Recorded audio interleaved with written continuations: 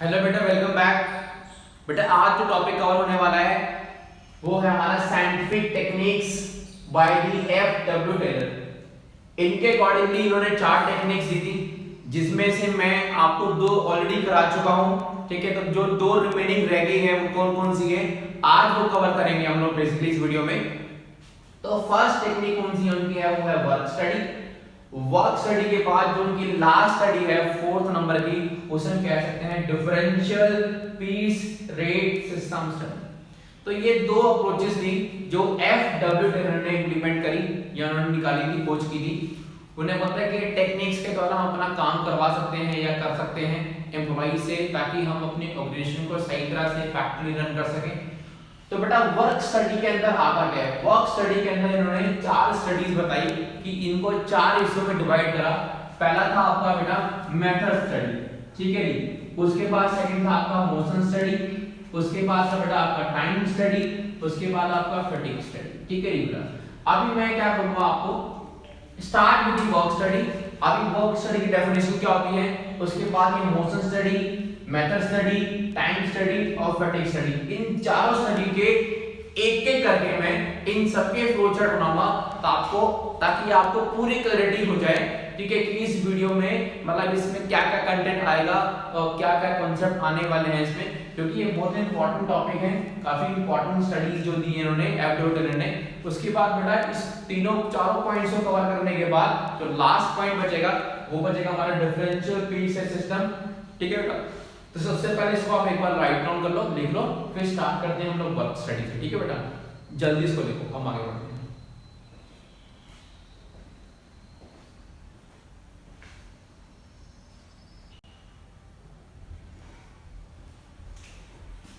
देखो बेटा work study मैंने आपको पढ़ा था, स्टार्ट करेंगे वर्क स्टडी के साथ। तो सबसे पहले वर्क स्टडी की डेफिनेशन क्या होती है, ठीक है। उसके बाद उसकी 3 अप्रोचेस हैं, जो 3 टेक्निक्स हैं वो हैं। उसके बाद एक एक करके इनको सबको पढ़ेंगे बेटा।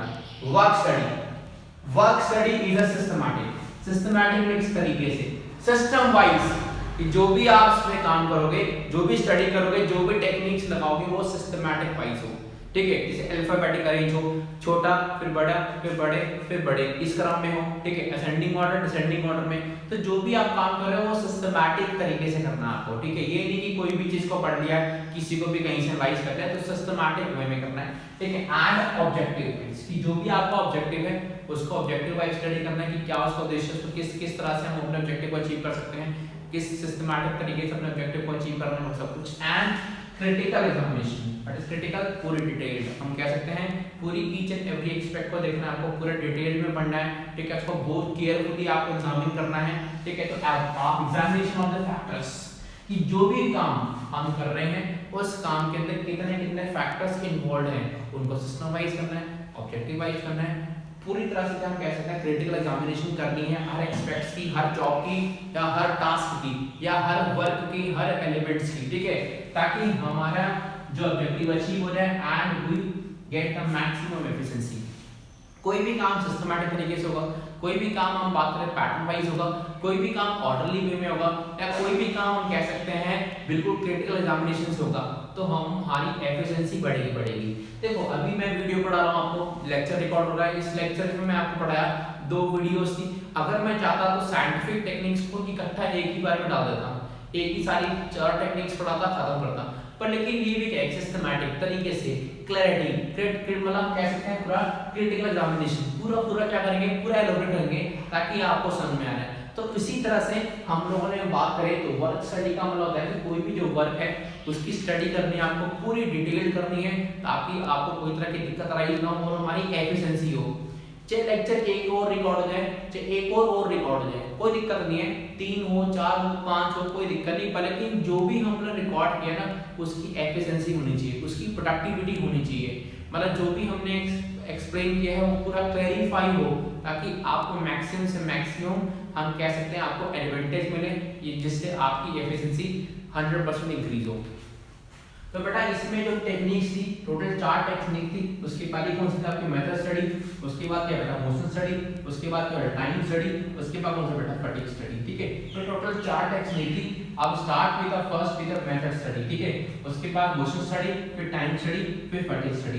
तो चारों स्टडी के एक एक करके मैं आपको चारों के फ्लो चार्ट बनाऊंगा, चारों को एक एक आइडेंटिफाई करेंगे, क्लैरिफाई करेंगे, ताकि आपकी भी एफिशिएंसी इंक्रीज हो बेटा।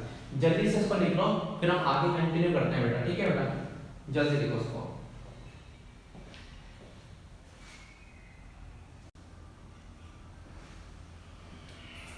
देखो बेटा फर्स्ट टॉपिक मेथड स्टडी, ये फ्लो चार्ट गिवन आपके सामने। ठीक है, टोटल अगर देखा इसमें मतलब 5 लाइंस ही है गिवन के। तो मेथड स्टडी का मतलब क्या है? इट रेफर्स, मेथड स्टडी का मतलब क्या है? Finding the best way of doing a particular job. कोई भी जॉब होती है, कोई भी टास्क होता है, कोई भी एक्टिविटी होती है, तो उस एक्टिविटी को करने के लिए, उस जॉब को करने के लिए या उस वर्क को करने के लिए पर्टिकुलर एक सबसे बेस्ट वे होता है करने का, कि जिससे हमारी maximum satisfaction, maximum profit and minimum cost. मतलब एक ही काम को करने के डिफरेंट तरीके होते हैं, 4 से 5 मेथड्स होंगे, पर हमें उसमें से क्या करना है? सिर्फ एक ही मेथड निकालना है जो सबसे बेस्ट होगा। तो this is known as method study. There are various method which to be complied. अगर हम बात करें एक ही जॉब के, किसी पर्टिकुलर जॉब के करने के वेरियस तरीके हैं, वेरियस मेथड अवेलेबल है, पर हम सारे मेथड को अप्लाई नहीं कर सकते, क्योंकि टाइम, रिसोर्सेज, कॉस्ट, इन सबको कंसीडरेशन रखा जाता है। तो इन सबको कंसीडरेशन रखने के बावजूद हम क्या करते हैं? सिर्फ एक ही मेथड को अप्लाई करते हैं। ठीक है, हम एक ही क्या करें? इंप्लीमेंट करते हैं। ठीक है, और उसी जो सबसे बेस्ट मेथड होता है ना, उसी तरह से। एक एग्जांपल, आप लोग बड़े हो जाओगे, आपकी शादी के ऑफर आएंगे, 4-5 जगह से रिश्ते आए, शादी क्या होगी? सिर्फ एक ही से होगी ना, ऑब्वियस सी बात है। चॉइस बहुत सारी है, ऐसी कई सारे मेथड्स होंगे।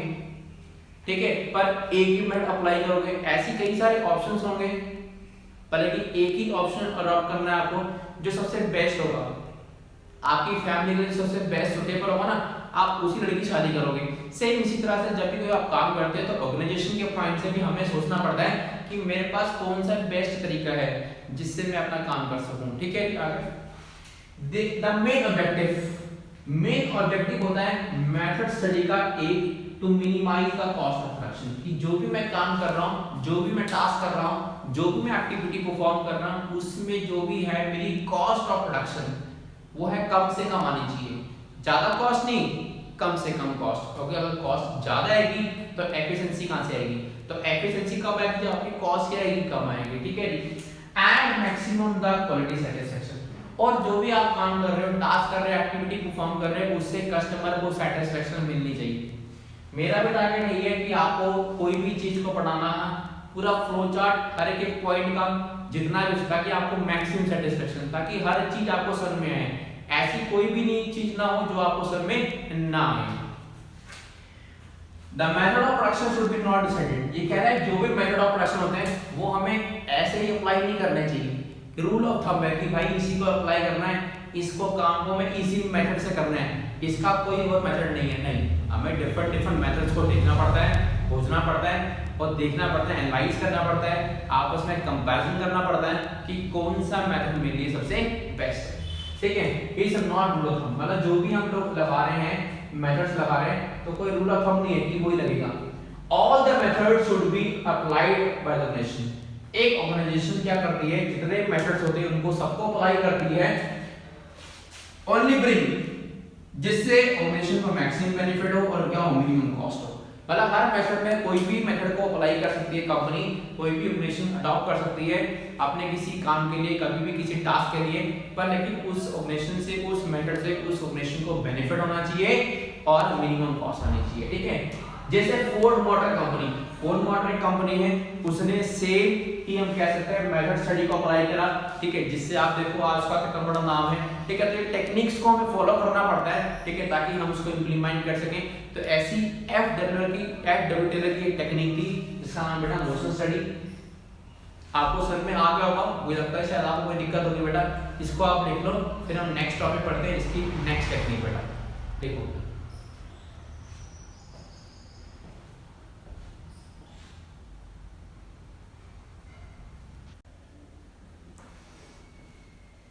देखो बेटा, नेक्स्ट पॉइंट है मोशन स्टडी। देखो अगर हम बात करें मोशन स्टडी का मतलब होता क्या है, आप सिंपल सी बात है, एक प्रोफेशनल डांसर और एक हमारे डांस में फर्क क्या होता है। हम जो डांस करते हैं लोग हमारे पे हंसते हैं, क्यों? क्योंकि हमारे जो मोशंस हैं, बॉडी के जो मूवमेंट्स हैं ना, वो क्लियर नहीं है। और जो प्रोफेशनल डांसर डांस करता है तो उससे बोलता है वाओ, इसका मतलब वो अच्छा डांस कर रहा है, इसका मतलब उसने ऐसे लिफ्ट करे हैं, एलिमिनेशन। तो मोशन स्टडी के अंदर एक ऐसी टेक्निक होती है जहाँ पे हम लोग क्या करते हैं, जो भी कोई भी काम हो रहा है, वर्कर काम कर रहा है, चाहे कोई मशीन काम कर रही है, उसकी हर मोशंस पे, हर एक एक मोशंस पे ध्यान रखा जाएगा। और कोई भी तरह की, अगर हम कह सकते हैं रुकावट या कोई तरह की अगर मानो डिस्टर्बेंस अगर आ रही है तो उसको एलिमिनेट, अननेसेसरी एक्टिविटी जो भी परफॉर्म की जा रही है उस टाइम पे, तो उसको रिमूव कर दिया जाएगा ताकि हमारा काम क्या हो, सक्सेसफुली रन हो। जैसे हम लोग ये एक मशीन है, उस मशीन में कुछ पार्ट्स लगाए, कुछ कोई चीज बन रही है, तो हम उस पे हर एक जहाँ पे ब्रांच पे लाके चेक करेंगे। अगर मान लो कि टोटल 15 स्टेजेस हैं, 10 स्टेज पे माल सही बन रहा है, कोई दिक्कत नहीं, पर 11वें स्टेज पे प्रॉब्लम आ रही है, तो जब 11वें स्टेज पे प्रॉब्लम आएगी, इसका मतलब 12वें प्रॉब्लम, 13वें प्रॉब्लम, 14वें प्रॉब्लम, 15वें प्रॉब्लम, सब में प्रॉब्लम आगे आती रहेगी। उससे क्या होगा, प्रोडक्ट सही बनेगा, प्रोडक्ट सही नहीं बनेगा।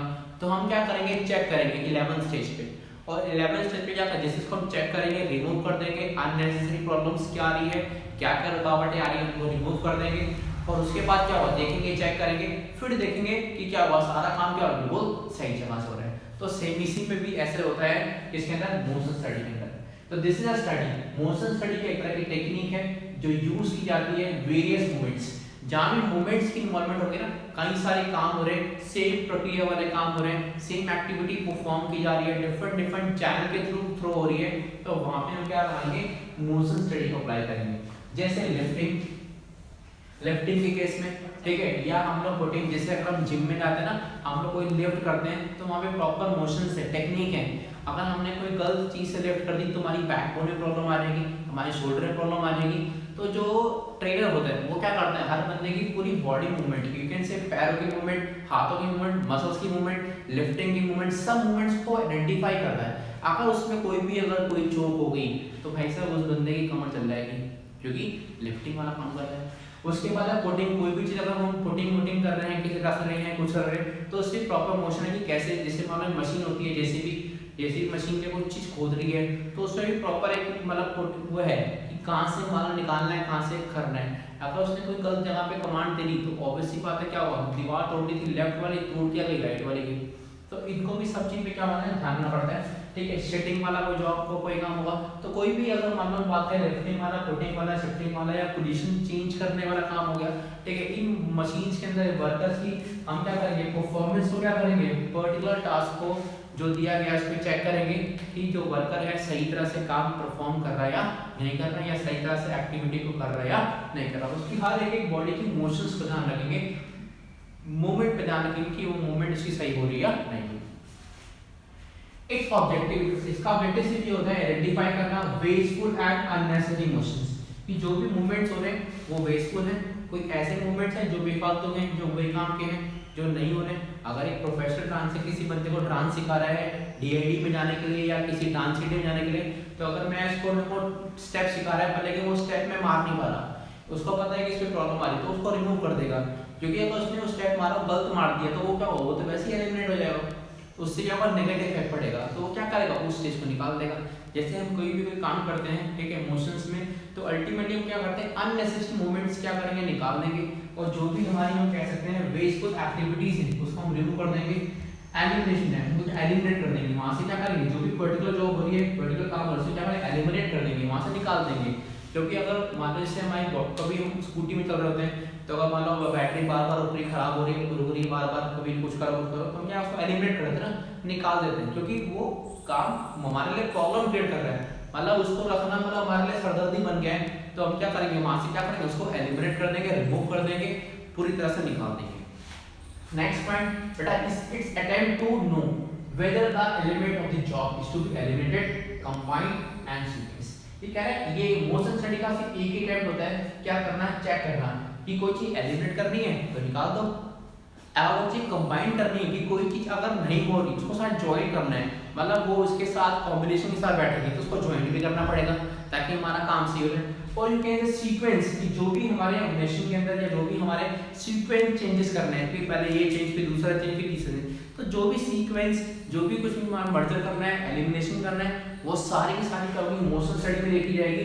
ठीक है कि किसी चीज का एडिशन है तो हम क्या करेंगे उसमें एडिशन कर देंगे। ठीक है हर मोशन पे हम ईच एंड एक्टिविटी को क्या करेंगे चेक करेंगे। ठीक है ताकि हमारे ऑपरेशन में जो भी रिदम है हमारा जो भी एक्टिविटीज का है, जो भी एक्टिविटी परफॉर्म की जा रही है, मेथड अप्लाई किया जा रहा है, उससे प्रॉपर रिदम आ रहे हैं और हम अपने ऑर्गेनाइजेशन गोल का टारगेट है उसको हम अचीव कर लें। तो बेटा मोशन स्टडी का इन सिंपल वर्ड एक ही मतलब होता है ईच एंड एवरी मूवमेंट्स, कि जो भी हम कोई काम कर रहे हैं, टास्क कर रहे हैं, उसकी हर मूवमेंट्स पे, हर एक्टिविटी पे ध्यान रखा जाएगा। ठीक है ताकि कोई तरह की प्रॉब्लम अराइज ना हो। जैसे आपने देखा होगा कई सारी वीडियोस बनी हमारी, ठीक है आपने देखी है सारी, तो आप लोगों को प्रॉब्लम आ रही है कि सर थोड़ा स्पीड बहुत ज्यादा है। ठीक है तो मैंने थोड़ा सा आप मेरी आज की जो वीडियो बन रही है उसमें थोड़ा स्पीड पे मैंने काम करा है कि थोड़ा स्पीड क्या करूं मैं स्लो रखूं। ठीक है नहीं ताकि आप लोगों को प्रॉब्लम ना आए। तो ईच एंड एवरी मोशन इसका मतलब है वो भी क्या है एक तरह की मूवमेंट है, मैं भी जो पढ़ा रहा हूं क्या है वो भी एक तरह की मूवमेंट है। तो मेरी जो मोशंस हो रहे हैं उसको क्या थोड़ा स्लो करना है, पढ़ा सबको सही रहा हूं, सबको समझ में आ रहा है, फ्लो चार्ट ही वैसे ही बन रहा है और फ्लो चार्ट का थोड़ा कंटेंट था ना वो बहुत छोटा था, आपको थोड़ा दिखने में प्रॉब्लम आ रही थी। तो मेरे को थोड़े से इशू आया, बच्चों को बोला ऐसे थोड़ा सा बड़ा लिखो दिख नहीं रहा है इस तरह से।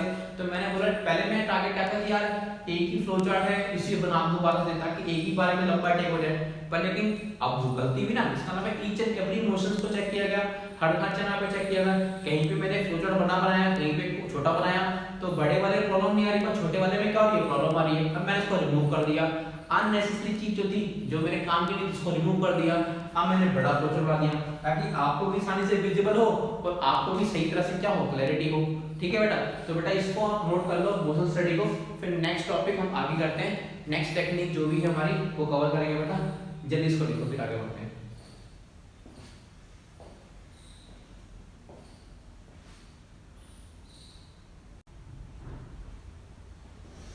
देखो बेटा नेक्स्ट टॉपिक है टाइम स्टडी।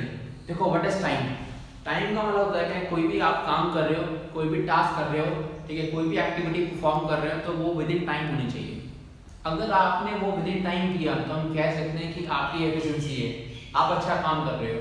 पर अगर आपने वो काम उस टाइम पीरियड में नहीं किया तो हम कह सकते हैं आप इनएफिशिएंट। जैसे मान लो आपका सिलेक्शन हो गया, 12th पास करने के बाद आप लोगों ने फॉर्म भरा दिल्ली पुलिस का, आप लोगों ने सबने मान लो 15 बंदे थे उन्होंने फॉर्म भरा जिसके अंदर उनको एक ट्रैक दिखा गया, उनका फिजिकल एग्जामिनेशन हुआ तो उनको एक ट्रैक दिखाया गया जो ये मान लो ये था 1500 मीटर का, 1500 मीटर का ये यहाँ से स्टार्ट हुआ, 15 बंदों को खड़ा कर दिया गया। अब उनको टाइम देगा कि 1500 मीटर जो है वो आपको 3 मिनट में पूरे करने हैं, 3 मिनट के अंदर पूरा करना है। इसका मतलब क्या है, this is kind of time study.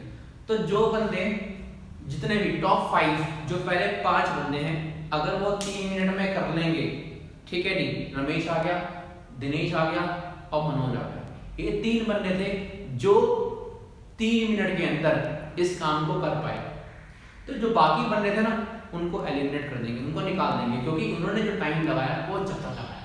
तो टाइम स्टडी का मतलब होता है कि कोई भी काम कोई भी टास्क होता है उसका टाइम होगा, आपको उस टाइम के अंदर करना है। जैसे आपका एग्जाम पेपर होता है ना तो 3 घंटे होता है, इसका मतलब वो 3 घंटे पेपर होगा। कोई बंदा अगर नहीं कर पा रहा तो उसकी स्पीड स्लो है। कोई भी क्वेश्चन अगर होगा तो पहले एग्जामिनर एक एवरेज बच्चे से करा के देखेंगे कि वो कर पा रहा या नहीं कर पा रहा, ठीक है।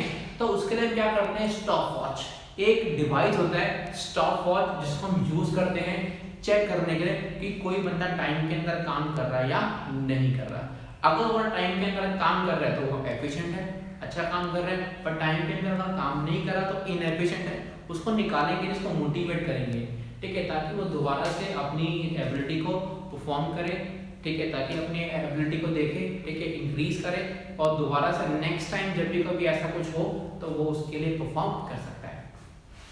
तो टाइम स्टडी का मतलब होता है determine the standard time. What is standard time, एक टारगेट सेट। जैसे मैंने बोला कि अगर आपको 1500 मीटर भागना है, ठीक है जी, तो एक काम करने का एक टाइम होता है। स्टैंडर्ड टाइम का मतलब है एक अनुमानित, एक एवरेज टाइम कितना लगेगा उस काम को करने के लिए, 5 मिनट, 10 मिनट, 15 मिनट। जैसे आपने किसी अपने सबऑर्डिनेट को कोई काम दिया कि बेटा ये काम कर देना, ठीक है, मुझे लगा कि वो काम 10 मिनट का है, 10 मिनट से ऊपर का नहीं है। मैंने सोचा मैं बेटा वो काम कितनी देर में हो जाएगा। उसने बोला कि सर ये काम, देखा सर मैं इस काम को 10 मिनट में कर दूंगा। मैंने कहा कोई दिक्कत नहीं बेटा, तुम 15 मिनट में कर लियो। वो 15 मिनट में काम करके दिया है, ऑब्वियस सी बात है। इसका मतलब क्या है, हमें पता होता है कि उस काम को कितने दिन में कर सकते हैं, ठीक है जी। जैसे मानो मम्मी कुकिंग कर रहे होते हैं, कोई चीज़ बना रहे होते हैं, डिश बनाते हैं खाना, तो आपको वह टाइम नहीं है, क्लास का टाइम नहीं हो रहा है, तो मम्मी से पूछते मम्मी कितना टाइम लगेगा। मम्मी बोलते हैं बेटा सिर्फ 5 मिनट।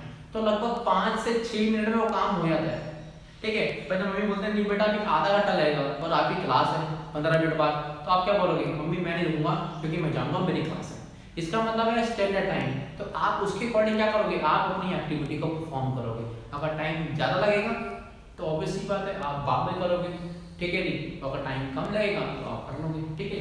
तो इट डिटरमाइन स्टैंडर्ड टाइम कि एक पर्टिकुलर जॉब को परफॉर्म करने के लिए एक कितना अनुमानित कितना स्टैंडर्ड टाइम लगेगा। The job and operation is divided, कह रहे कोई भी काम होता है, कोई भी जॉब होगी या कोई भी एक्टिविटी होगी, कोई भी ऑपरेशन होगा, हम क्या करेंगे उसको डिवाइड कर देंगे, ठीक है, इन एलिमेंट्स। क्या करेंगे छोटे छोटे में हिस्सों में क्या करेंगे डिवाइड कर देंगे एंड टाइम टेकन परफॉर्म। और हम क्या करेंगे देखेंगे कि उसमें कितना कितना टाइम लग रहा है, कि उस एक्टिविटी को करने में कितना कितना टाइम लगेगा, ठीक है। और हम क्या करेंगे इसका रिकॉर्ड बना के रखेंगे कि यार इसको करने में इतना टाइम, ताकि नेक्स्ट टाइम हम उसी को इंप्लीमेंट करें। हम नेक्स्ट टाइम उसी क्या करें अप्लाई करें कि आपको ये काम 5 मिनट में करना है या आपको काम 7 मिनट में करना है, ठीक है जी। तो क्या करेंगे उसका रिकॉर्ड बनाएंगे, ये काम इतने मिनट में होना चाहिए, ये काम इतने मिनट में होना चाहिए, ठीक है जी। फिर कह रहे ये कैसे मेजर करेंगे, with the help of device called stopwatch. आपको देखो अपने फोन के अंदर भी स्टॉपवॉच होती है, या स्टॉपवॉच जैसे आपने देखा मिल्खा सिंह मूवी थी, उसमें एक रिकॉर्ड था, ठीक है, मान लो 25 सेकंड का, तो उसमें एक डिवाइस थी, वो डिवाइस को क्लिक करते हैं स्टॉप वॉच, तो वो टारगेट सेट होता है। हर बारी क्या करेगा मिल्खा सिंह जी भागेंगे, बार बार भागेंगे, बार बार भागेंगे, हर बारी क्या करेंगे वो उसको टारगेट को अचीव करने की कोशिश करेंगे। पर लेकिन इनको पता था भाई 25 सेकंड है, उन्होंने 20 सेकंड में कर दिया, तो हम कह सकते हैं कि भाई वो तो बहुत तगड़ा है, क्योंकि 25 एक लेवल था हाई, मतलब हम कह सकते हैं सबसे कम टाइम में, पर वो कोई बंदा 20 में कर रहा है, तो हम कह सकते हैं कि एफिशिएंसी बहुत ज़्यादा है, वो बहुत अच्छा काम कर रहा है, ठीक है जी। तो स्टैंडर्ड टाइम जो भी होगा फिक्स किया रहेगा एज ए रूल सब बंदों के लिए। अगर रेस में कम्पीट कर रहे हैं तो हर बंदे के टाइम कितना 5 मिनट्स, तो हर बंदे का 5 मिनट्स, ठीक है। हर बंदे के लिए मतलब क्या है वो सेम टाइम होगा जो फिक्स किया जाएगा एज ए होल। और टाइम कैसे सेट किया जाएगा, बाय द सबऑर्डिनेट्स, कई सारे बंदों को एक्टिविटी परफॉर्म करके, कई सारे बंदों से काम करा के, कई सारे बंदों से पूछ कर या ऑब्जर्व करके, ठीक है, हम क्या करेंगे टाइम को सेट कर देंगे। The objective of this time study का एक ही ऑब्जेक्टिव होता है, इज टू डिटरमाइन कितने वर्कर्स चाहिए, कितने वर्कर्स चाहिए मुझे उस काम को करने में। अगर काम मेरा ज़्यादा होगा तो ऑब्वियस सी बात है मेरा टाइम ज़्यादा लगेगा, तो जब टाइम ज़्यादा लगेगा और मेरे पास क्या है काम जल्दी करना है, तो मुझे नंबर ऑफ वर्कर्स को इंक्रीज करना पड़ेगा। पर जब मुझे लगता है कि यार मेरे पास टाइम अवेलेबल है, बहुत अवेलेबल है, तो मैं क्या करूँगा अपने हिसाब से कम बंदों को इन्वॉल्व कर लूँगा।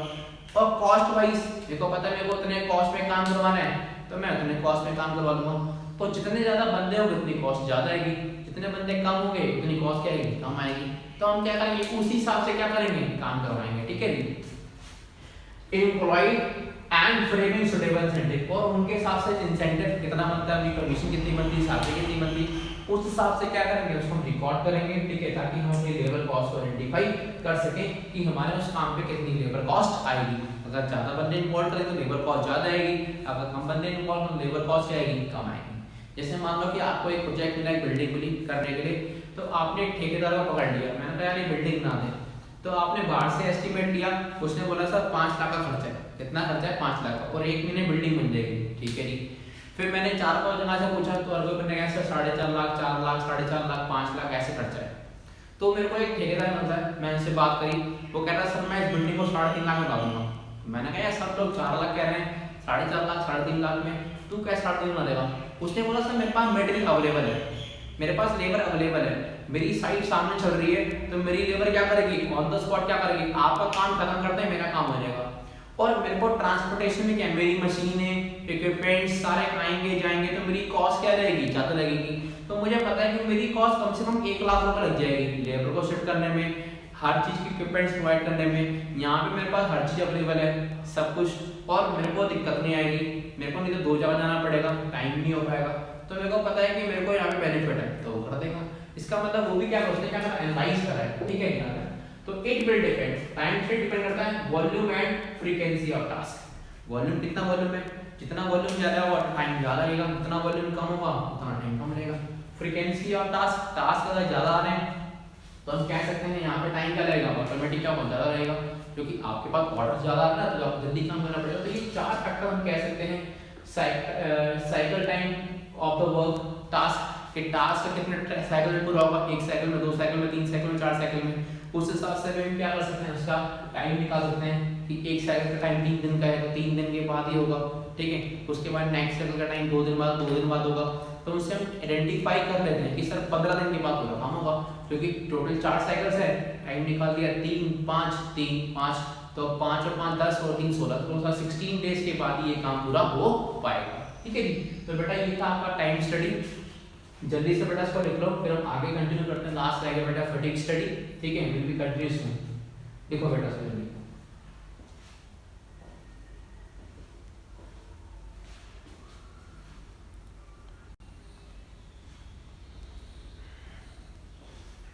देखो बेटा लास्ट करते हैं फटीग स्टडी।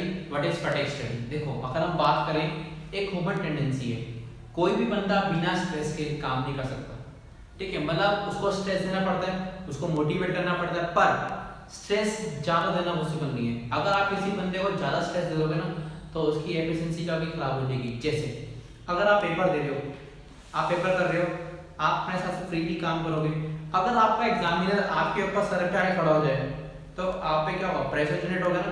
इसका मतलब आपका आंसर क्या होगा, आपको नर्वसनेस आ जाएगी। इसका मतलब क्या है बेसिकली कि कोई भी बंदा, चाहे वो कोई भी हो, फिजिकली और मेंटली टायर्ड, अगर कोई बंदा लगातार कोई काम करता रहेगा, कंटिन्यूअस बेसिस पे किसी भी काम को करता रहेगा, तो फिजिकली और मेंटली थक जाएगा। आप में और एक प्रोफेशनल ड्राइवर में फर्क क्या है? जैसे मैं एक प्रोफेशनल टीचर हूँ, मैं पढ़ाता रहूँगा, कोई दिक्कत नहीं है, 10 बजे लगा 10 से 11, 11 से 12, 12 से 1 घंटे का ब्रेक लिया, फिर 3 बजे लगा 10 बजे तक पढ़ा रहेगा, तो मैं प्रोफेशनल बंदा हूँ। तो मेरे को क्या है, हैबिट है, तो मैं पढ़ा सकता हूँ, मैं लगातार बिना कंटिन्यूटी ब्रेक के पढ़ा सकता हूँ। पर दूसरा बंदा जो अननोन है, जिसको पढ़ाना नहीं आता, जो इस फील्ड में नया आया है, उसके लिए क्या होगा, बहुत दिक्कत होगी, क्योंकि वो मेंटली क्या होगा, थक जाएगा। क्योंकि कोई भी बंदा लगातार किसी भी काम को करता है तो फिजिकली और मेंटली दोनों थक जाएगा।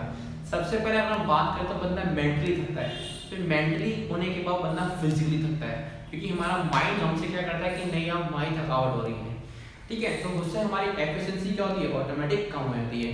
तो अंडर दिस फटीग स्टडी में लगे the person feel physically and mentally tired. एक बंदा फिजिकली और मेंटली टायर्ड हो जाएगा, थक जाएगा अगर वर्किंग विदाउट एनी रेस्ट। अगर वो लॉन्ग टर्म तक काम कर रहा है बिना किसी रेस्ट के, बिना किसी मतलब कंटिन्यूअस काम कर जा रहा है, तो वो बंदा क्या करेगा, थक जाएगा। जैसे आपके एग्जाम से आप 2 दिन पढ़ते हो, उसके बाद 2 दिन लगातार पढ़ते गए, पर अल्टीमेटली क्या हुआ, उसके बाद क्या हुआ, आप लोग थक जाओगे, ठीक है। और एक दिन 2 दिन की छुट्टी लोगे, फिर एक दिन पूरे दिन सोए रहोगे। क्यों?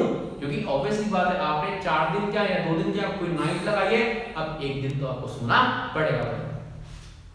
It is not able to work with a full capacity। अगर एक बंदा लगातार काम करता रहेगा ना तो वो अपनी पूरी कैपेसिटी, जो उसकी पोटेंशियल है, जो उसकी हम कह सकते हैं एबिलिटी है, उस एबिलिटी से वो काम नहीं कर पाएगा।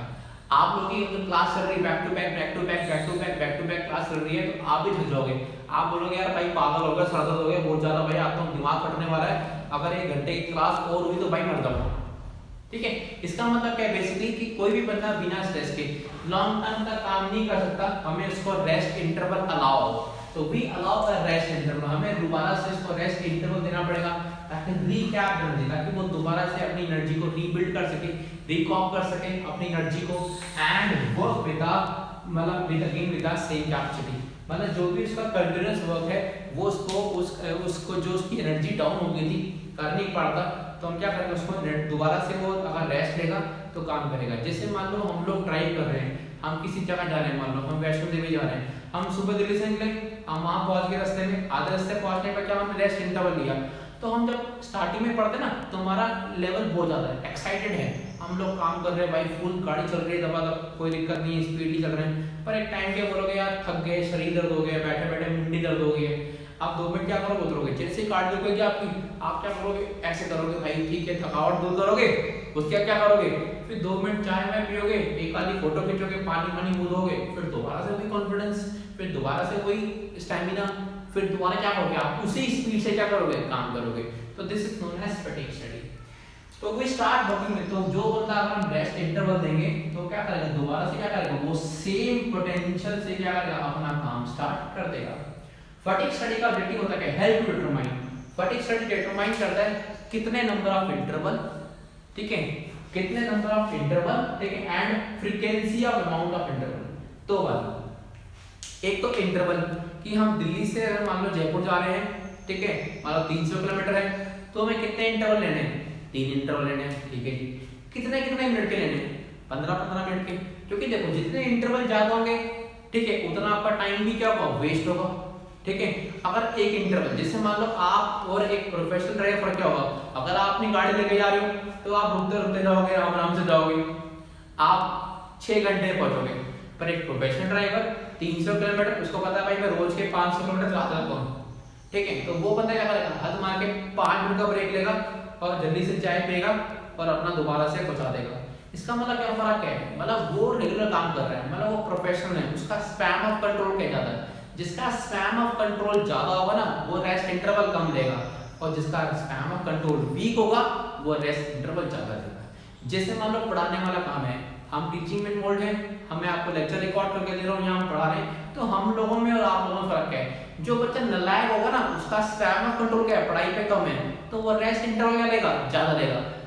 पर लेकिन जिसका स्पैन ऑफ कंट्रोल ज्यादा है वो रेस्ट इंटरवल क्या लेगा, कम लेगा, क्योंकि वो एक ही बारी में क्या करेगा, पूरी बुक खत्म कर देगा, क्योंकि उसका इंटरेस्ट है, उस पर पढ़ने की पॉसिबिलिटी क्या है, ज्यादा है, मतलब वो कतराएगा नहीं। तो उसी तरह से जो बंदा प्रोफेशनल होता है, जो बंदा एक्सपर्ट होता है, उसका स्पैन ऑफ कंट्रोल ज्यादा होता है। तो जिसका स्पैन ऑफ कंट्रोल ज्यादा होगा तो हम कह सकते हैं कि वो रेस्ट इंटरवल कम लेगा, क्योंकि वो एक्सपर्ट है।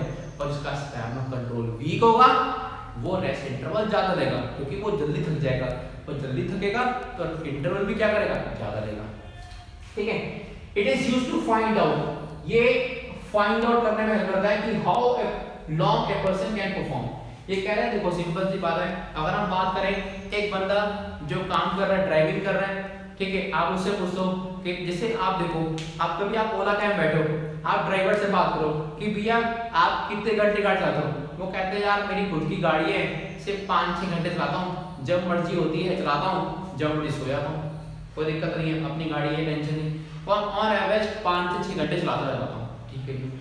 एक बंदा जब किराए पे लेके जा रहा है, ठीक है, उसका रेंट भी भर रहा है, वो कह रहा है भाई साहब कम से कम भाई साहब 18 घंटे चला रहा हूँ, 15 से 18 घंटे चलाना पड़ता है, क्योंकि 20,000 रुपये किराया भाई गाड़ी का किस्त है, देनी पड़ती है, फिर मेरे को 20-22,000 रुपये खुद भी कमाना है। इसका मतलब हम कह सकते हैं कि जो बंदा है, इससे हम आइडेंटिफाई कर सकते हैं कि एक बंदा स्टैंडर्ड टाइम को करने में कितना एफिशिएंट है।